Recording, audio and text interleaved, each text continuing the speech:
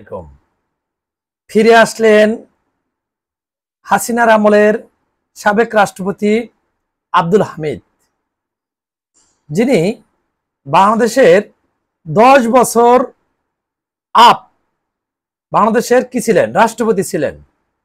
এখন বিষয় হলো এই রাষ্ট্রপতির বিদেশ নিয়ে যাওয়া নিয়ে কত ঘোলাটে পরিস্থিতি হয়েছিল বাংলাদেশে।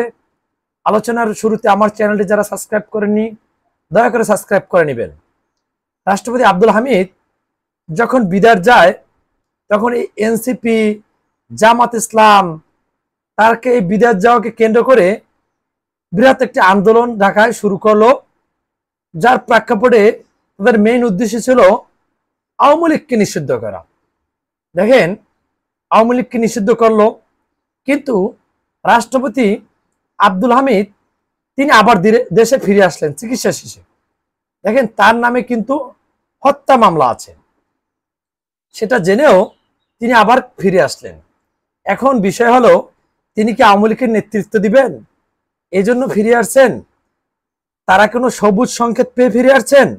আপনারা জানেন, গেল শনিবারে ওবায়দুল কাদের সাহেব তিনি আনন্দবাজার পত্রিকাকে সাক্ষাৎকারে দেওয়া একটা সাক্ষাৎকারে তিনি জানিয়েছেন যে শীঘ্রই হাসিনা দেশে ফিরবেন এবং আওয়ামী লীগের নেতৃত্ব দেবেন এবং নির্বাচনে অংশগ্রহণ করবে কিনা সেটা নিয়ে তাদের সুনির্দিষ্ট পরিকল্পনা আছে। এখন দেখেন, দিন যতই যাচ্ছে ততই কি আওয়ামী লীগের জন্য মাঠ কি ভালো হচ্ছে, দিন দিন যাচ্ছে, ওদের আবার কি আগের মতো ফিরে আসার জন্য পথ তৈরি হচ্ছে। কারণ আপনি জানেন বর্তমানে যে রাজনৈতিক প্রেক্ষাপট বাংলাদেশে, জামাত, এনসিপি, বিএনপি, এনসিপি একটি নিবন্ধিত দল নয়, তাদের অঙ্গ সংগঠন নাই বললেই চলে, তাদের চালায় কেডা? জামাত। এখন জামাত ইসলাম নির্বাচনকে বিলম্বিত করার চেষ্টা করতেছে, বিএনপি চাচ্ছে ডিসেম্বরে নির্বাচন। এখন ডিসেম্বরে নির্বাচন দিলে আবহাওয়া প্রতিকূল বিভিন্ন দিক বিবেচনা করে সময়টা কি যোগ্য সময়, আর এপ্রিল মাসটা হলো তখন ঝড় বৃষ্টি সিজন, এসএসসি পরীক্ষা, তারপর এর আগে ফেব্রুয়ারিতে রমজান, নির্বাচনী পরিচালনা ভালোভাবে করা যায় না, যার পরিপ্রেক্ষিতে ওই সময়টা উপযুক্ত সময় না। আর এটা মনে করতেছে যে এই নির্বাচনটা বিএনপি মনে করতেছে তখন কোনো সমস্যা দিকে পিছিয়ে দেওয়ার পরিকল্পনা থাকতে পারে বর্তমান সরকারের। এখন দেখেন, এই রমজানে এই ঈদুল আজহার ছুটির পরে হ্যাঁ বিএনপি তার সমমনা দলগুলো নিয়ে কি করবে, একটি আন্দোলনে যেতে পারে বা সরকারের উপরে চাপ সৃষ্টি করতে পারে, এমন একটা কি কার্যকলাপ করবে। আর এখন এনসিপি আর জামাত তারা অন্য মেরুতে আর বিএনপি অন্য মেরুতে, যেখানে কি একটা বিবাদ সৃষ্টি হচ্ছে, যার পরিপ্রেক্ষিতে এখানে কি দেখবেন জামাতের আমির সে প্রতিদিনই কি বলে জাতি একটি যেনতেন নির্বাচন চায় না। যেনতেন নির্বাচন বলতে কি বুঝাচ্ছেন? আবার কি বলে যে ভোট যারা কাটবে তাদের প্রতিহত করবে, তাদের হাত কেটে দেওয়া হবে। এখন কে ভোট কাটবে? বিএনপি কাটবে? এরকম একটা প্রশ্ন আসে না? দেখেন, তারা কি নির্বাচনকে প্রশ্নবিদ্ধ করার পরিকল্পনা করতেছে। এখন বিষয় হলো এই সুযোগটা নিচ্ছে কারা? আওয়ামী লীগ। আওয়ামী লীগ গেল দুদিন আগে দেখলাম তালতলিতে তাদের অঙ্গ সংগঠন নিয়ে একটি সভা করছে কি শহীদ মিনারে। তারা মৌলবাদ, স্বাধীনতা বিরোধী এই শক্তির কি বিরুদ্ধে। এখন আওয়ামী লীগের আছে হাজার হাজার টাকা, কোটি কোটি টাকা, হাজার হাজার কোটি টাকা, তাদের আছে বিভিন্ন জনমত। ওবায়দুল কাদের সাহেব তো বলেই দিচ্ছে 45% ভোট সমর্থন করে আওয়ামী লীগকে, সেই আওয়ামী লীগকে রেখে কোনো নির্বাচন গ্রহণযোগ্য হবে না।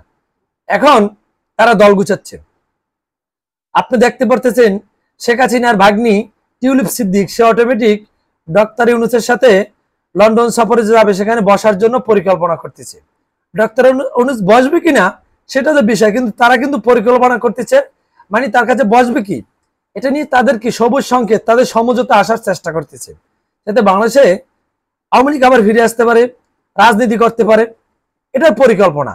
আপনি নির্বাচন হলে যদি আওয়ামী লীগ নির্বাচন করতে পারে, দেখবেন বিএনপি সংখ্যাগরিষ্ঠতা বাড়বে, কিন্তু আওয়ামী লীগ থাকবে দ্বিতীয় পজিশনে। তার মানে জামাত ছিটকে পড়তে পারে। এখন এজন্য জামাত চাচ্ছে যেন আওয়ামী লীগ নির্বাচনে না আসতে পারে, নিষিদ্ধ করা হোক, ওই ভোটগুলোর জন্য তারা পায়, ভেঙে যাক দলটা। আর বিএনপি চাচ্ছে আওয়ামী লীগ থাকুক, নির্বাচনে আসুক, ওরা তো এবার ক্ষমতায় আসতে পারবে না, কিন্তু ওদের ভোটগুলো ওদের বান্ডে যাক, আমার ভোট আমার বান্ডে যাক, জামাতের ভোট জামাতের বান্ডে যাক, দেখা যাবে।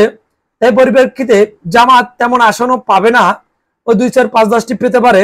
তারা কি শক্তিশালী বিরোধী হলো হবে না।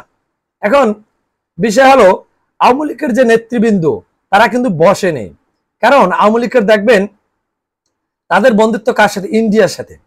ইন্ডিয়া একটি পঞ্চশক্তি, তাদের কিছু নাই, তারা কূটনৈতিক দিয়ে অনেক এগিয়ে, তাদের অনেক শক্তিশালী, তারাও বসে নেই। তাদের তাদের গোয়েন্দা সংস্থা তারাও বসে নেই। তারাও চাচ্ছে বাংলাদেশকে অস্থিতিশীল পরিবেশ তৈরি করে বা বিভিন্ন কূটনৈতিক চাপ সৃষ্টি করে আওয়ামী লীগকে আবার পুনর্বাসন করার জন্য। সুতরাং এই জাতিকে বিভক্তি করার জন্য তারা কি লিপ্ত সবসময়ের জন্য। এখন জামাত আর বিএনপি তারা যদি একে অপরকে স্যাক্রিফাইস না করে, তাহলে কিন্তু এই আওয়ামী লীগ আবার ফিরে আসবে। তারা কি সেটা পায়ে তারা করতেই আছে সবসময়ের জন্য। আশা করি বুঝতে পারছেন। আসসালামু আলাইকুম।